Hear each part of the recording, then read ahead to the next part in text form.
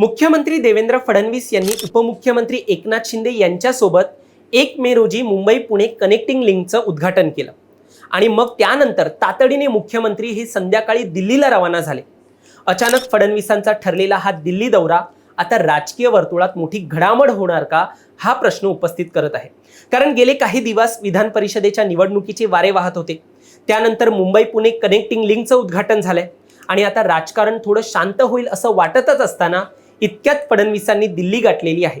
आजच्या या व्हिडिओच्या माध्यमातून आपण याच विषयावर चर्चा करणार आहोत। नेमकं मुख्यमंत्री फडणवीस यांनी दिल्ली का गाठली असू शकते आणि यामागची कारणं काय असू शकतात आणि आगामी काळात याचे परिणाम काय होतील हे देखील आपण जाणून घेऊ। दरम्यान तुम्ही चॅनलवर नवीन आलाय तर लगेच सबस्क्राइब करा प्राईम टाइम महाराष्ट्राला, कारण असे राजकीय घडामोडी आणि घडामोडींमागील राजकारण आम्ही नेहमी तुमच्यासाठी घेऊन येत असतो। माझं नाव ओमकार साळवी आणि या विषयाला आपण सुरुवातीपासून सुरू करूया। तर मंडळी, मागच्या वेळी जेव्हा मुख्यमंत्री दिल्लीला गेले होते तेव्हा राज्याचं राजकारण थोडं अस्थिर झालं होतं। फेब्रुवारीच्या दरम्यान अजितदादांच्या निधनानंतर फडणवीसांचा दौरा झाला होता। पुन्हा राष्ट्रवादी विलिनीकरणाच्या चर्चा देखील रंगलेल्या आणि स्थानिक स्वराज्य संस्थांच्या निवडणुकीत देखील भाजपला एक यश मिळालं होतं, त्याची चर्चा एक दिल्लीत झाली असू शकते असं माध्यमे सांगतात। पण मंडळी, यावेळी विधान परिषदेची निवडणूक झाली आहे आणि या निवडणुकीत महायुतीमध्येच काही नाराजीच्या घटना घडलेल्या आहेत।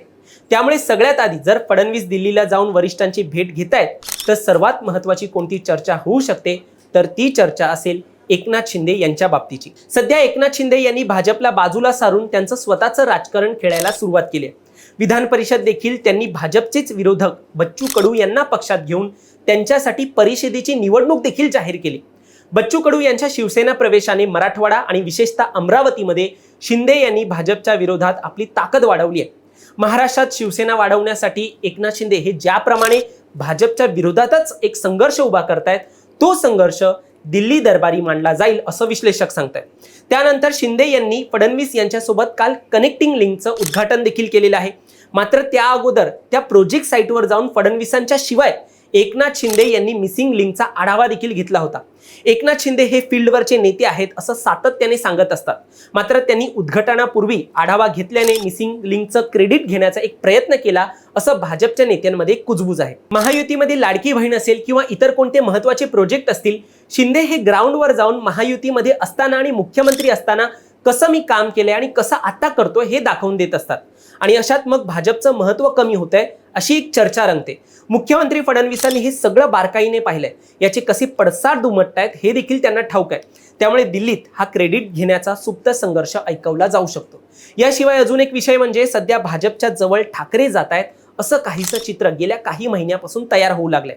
महत्त्वाचं म्हणजे गेल्या आठवड्यात ठाकरे आणि फडणवीस यांच्या भेटीच्या अफवा पसरवण्यात आल्या, पण एकीकडे राजकीय विश्लेषक असं देखील सांगतायत शिंदे जर अशाच पद्धतीने संघर्ष निर्माण करू लागले तर भाजप ठाकरेंना जवळ करू लागतील आणि शिंदेंना हा अलर्ट असू शकतो। एकनाथ शिंदे यांना देखील सध्या ठाकरे आणि काँग्रेस नाही तर त्यांचाच मित्रपक्ष भाजप हा पुढच्या निवडणुकीत विरोधक असेल असं कळलेलं आहे। अमित शहा यांनी देखील आम्हाला पुढच्या निवडणुकीत कुबड्या नको आहेत असं वक्तव्य केलं होतं। आता याच पद्धतीचं जर राजकारण करायचं असेल तर फडणवीसांची आत्ताची भेट खूप महत्त्वाची ठरते। तरी देखील तुम्हाला काय वाटतं, फडणवीस हे दिल्लीला का गेले असतील? तुमचं मत आम्हाला कमेंटमध्ये सांगा आणि असेच राजकीय घडामोडी पाहण्यासाठी सबस्क्राईब करा प्राईम टाइम महाराष्ट्राला।